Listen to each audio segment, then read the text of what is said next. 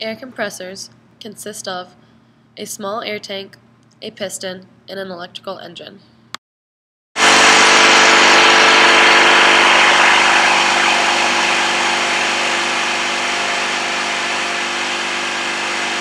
The air in the storage tank fills the piston, which is then sealed so the electric motor can compress the air in the piston chamber. Once the piston compresses the air in the chamber, a valve can be opened, in turn releasing the pressurized air into a tube and out of the system.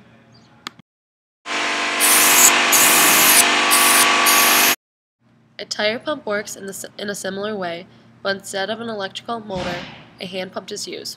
Also, the air being compressed comes from the surrounding air. The compressed air is also released through the tube immediately after the hand pump is pushed down.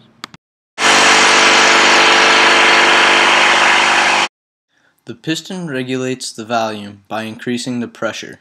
The volume is reduced when the piston compresses the air. After the air is compressed, the air is released by the regulator through the tube. The regulator opens a valve allowing the compressed air to decompress, and the air can inflate the tire. The greater the compression, the higher the pressure. The smaller the release tube, the higher the release velocity of air. Comparable to a car's engine.